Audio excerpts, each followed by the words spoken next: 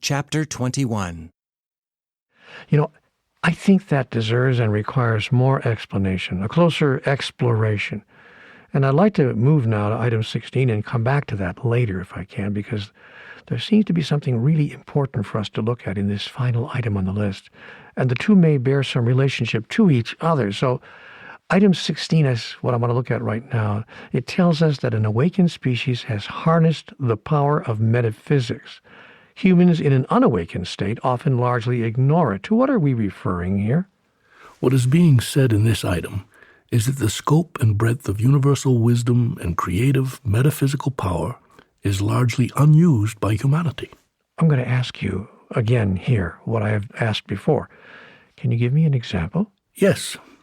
You said yourself a little while ago that a man named Emile Coué proved the effectiveness of autosuggestion in the early part of the 20th century. Well, he proved it to his satisfaction anyway. You don't believe his results? Well, I believe them, yes, but not everyone might agree. The question here is, since you yourself say you believe in this process, do you use it? Have you used it as a tool in dealing with your own physical ailments? Well, not regularly, no. Wait. I have to be truthful here. That would be good.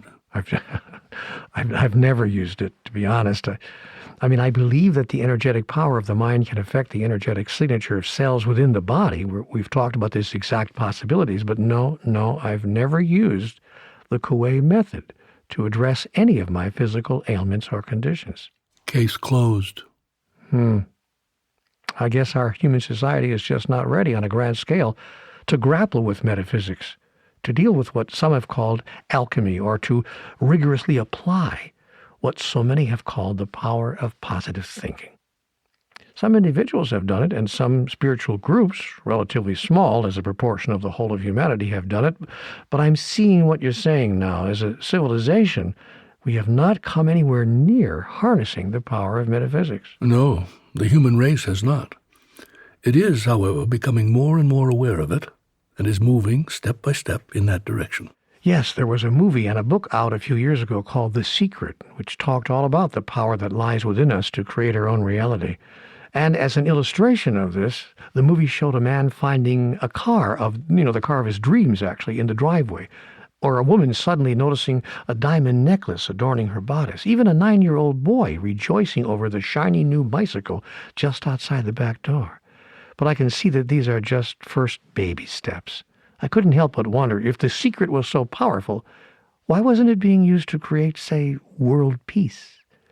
This idea wasn't even mentioned in the movie as a possible application, pretty much letting us know where the members of our species place world peace on the scale of importance vis-a-vis new cars, diamond necklaces, and shiny new bikes, or at least where the movie's producers assumed we placed it.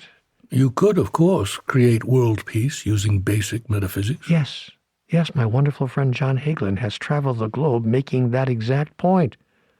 He's a renowned quantum physicist. He's a scientist and a public policy expert, educator, and author.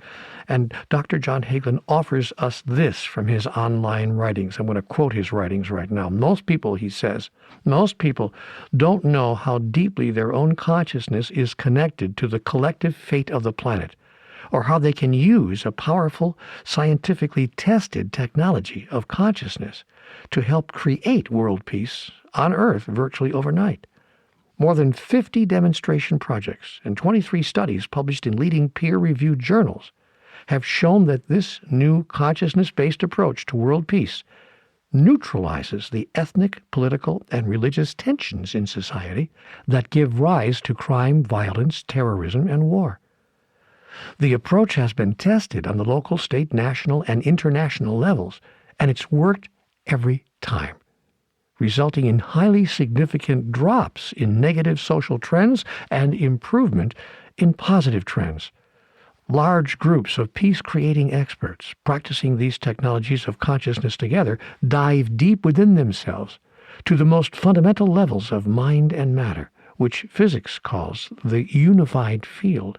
From that level of life, they create a tidal wave of harmony and coherence that can permanently alter society for the better, as the research confirms.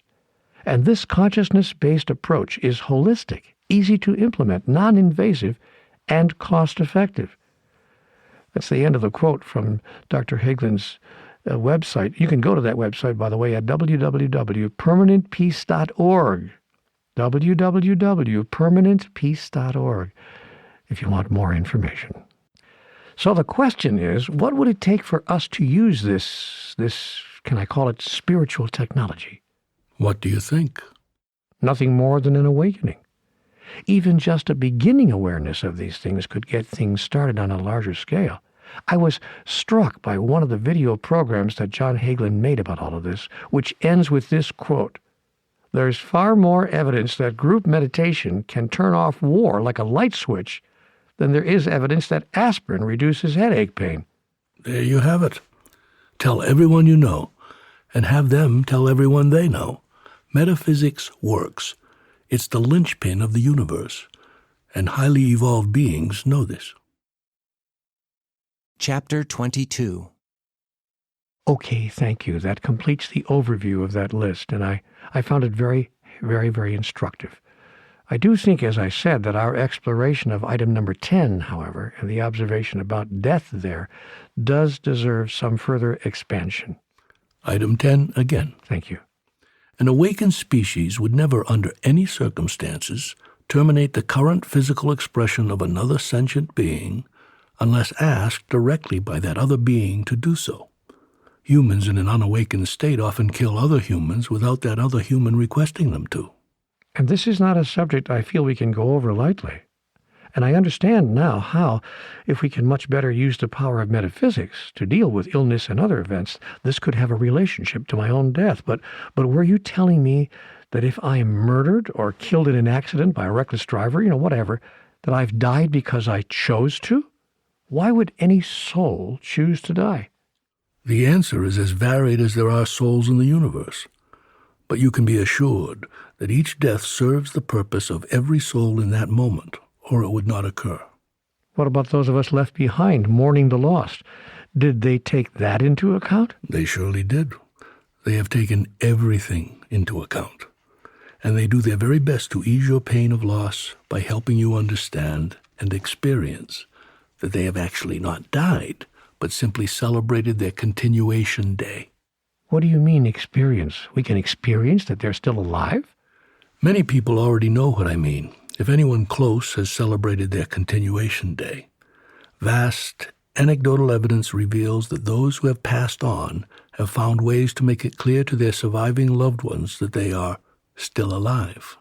Gosh, this dialogue is getting more and more out there. Actually, it's getting more and more in there. It's moving more and more into what you already know, deep within, but just may not have been able to fully or openly embrace, given the current cultural story of your very young species. Putting this all together, then, I guess it wouldn't matter if aliens from other planets attacked us. If we didn't choose to die, we wouldn't and couldn't. No. You would create a manner and a means by which that would not be possible, such as, for instance, something or someone intervening. Ah, I see. The intervention of highly evolved beings from another dimension, for instance. For instance. And this energy signature of what the soul chooses, or what you would call the superconscious will, works for you individually as well. If, as an individual, you have not chosen at a superconscious level to leave your physical form, you will not, even in the most treacherous or life-threatening circumstances. You may have what others will call a near miss, or a miraculous recovery, or an incredible escape, but you will not die. The collective superconscious will, that is, the demonstrated will of everyone in the collective, is the single and only influence affecting the embodying or disembodying of the collective, and the individual superconscious will is the single and only influence affecting the embodying or disembodying of individuals. This is how the energy of life works. It is the demonstrated collective superconscious will that it does not choose for the collective to be annihilated en masse or destroyed as a civilization. I hate to argue with you here, but whole groups of people have died on this planet, and it's happened more than once. Are you saying that it's perfectly okay that this has happened because everyone in those groups wanted to die? I am not saying that it is okay that it happened the way or at the time that it did. The choice to experience any event as okay or not okay is a choice for every person who is affected in any way by any event to make. I will never tell a person that their choice is right or wrong. Their choice is their choice, and it is not for me to judge. You don't judge anything, actually, do you? No.